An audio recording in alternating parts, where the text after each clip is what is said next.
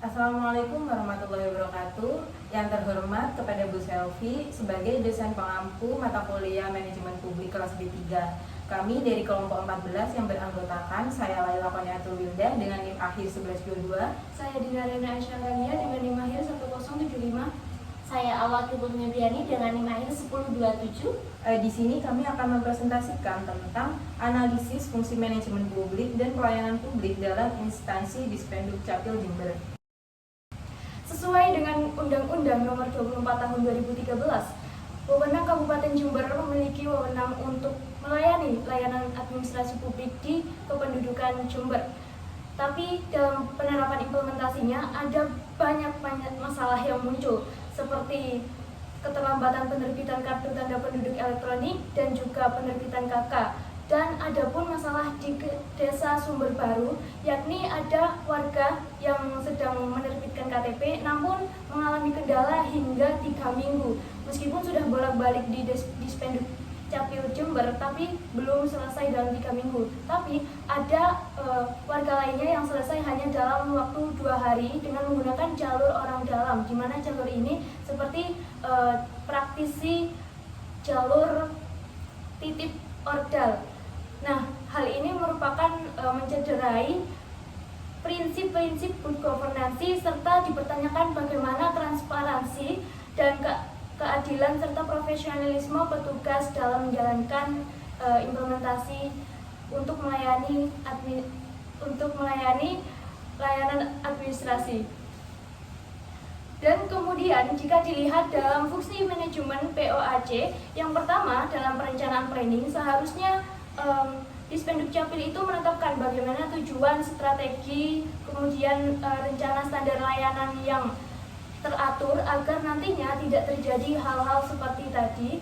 Dan dalam pengorganisasiannya tersebut tentu harus disusun SOP dan mengalokasikan sumber daya secara efisien, berkoordinasi secara jelas, dan memberikan layanan alur yang jelas sehingga tidak membingungkan masyarakat. Yang selanjutnya yaitu dengan penggerakan atau actuating, yaitu mengarahkan dan memotivasi aparatur melalui kepemimpinan dan komunikasi seperti pelatihan khusus. Selanjutnya yaitu pengawasan atau controlling, yaitu memantau, mengevaluasi dan memperbaiki pelaksanaan agar sesuai standar dan sistem punishment. Terus yang selanjutnya itu analisis kasus dan juga nilai etika publik dalam pelayanan Dukcapil Jember. Yang pertama analisis kasus yaitu seperti yang dijelaskan oleh Dina, dan kaitannya dengan nilai dan etika publik yaitu yang pertama partisipasi rendah, yaitu sarana pengaduan tak optimal. Yang kedua kepentingan umum dilanggar oleh praktik titipan. Yang ketiga efisiensi dan efektivitas rendah akibat sistem lemah. Yang keempat keadilan sosial tidak tercapai, yaitu akses tidak merata. Yang kelima yaitu kepercayaan publik menurun karena ketidaktransparan. Selanjutnya yaitu keterkaitan dengan etika publik, yaitu transparansi informasi belum terbuka, akuntabilitas dan pengawasan internal rumah, integritas ASN terganggu oleh dugaan gratifikasi. Selanjutnya keadilan dan profesionalisme perlu diperkuat. Baik, selanjutnya ada refleksi citizen oriented management. Dalam pelaksanaannya kami menemukan bahwa di Dukcapil Jember ini menghadapi 3 tantangan utama dalam pelaksanaan pelayanan etika manajemen. Yang pertama ada transparansi. Masyarakat mengeluhkan ketidakjelasan informasi terkait waktu dan status berkas. Yang ini akhirnya itu menimbulkan ketidakpastian dan dugaan perlakuan tidak adil. Sehingga digitalisasi sistem antrian dan pelacakan berkas ini perlu diadakan agar masyarakat bisa mengetahui sejauh mana berkas mereka ditindaklanjuti. Baik, yang kedua ada masalah akuntabilitas. Keluhan dari masyarakat sering tidak direspon dengan baik. Ini tuh menandakan bahwa sistem pengawasan ini belum berjalan dengan normal. Padahal sesuai dengan etika akuntabilitas, pegawai ini memiliki tanggung jawab yang jelas antara pekerjaannya. Maksudnya pegawai ini dituntut memiliki tanggung jawab yang jelas atas pekerjaannya.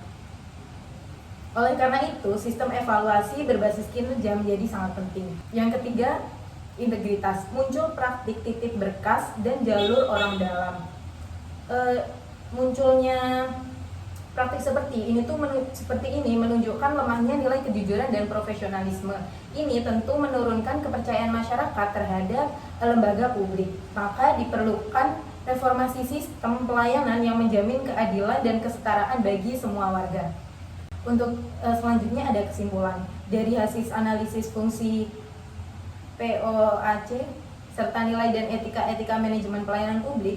Keterkaitan Dispenduk Capil Jember dengan sistem yang berkelanjutan di sini perlu ditingkatkan dan perlunya manajemen SOP yang bagus serta pengawasan dalam implementasinya yang dilakukan secara rutin. Perlu pengoptimalan teknologi yang sudah ada sehingga masalah seperti antrian tidak lagi menjadi masalah.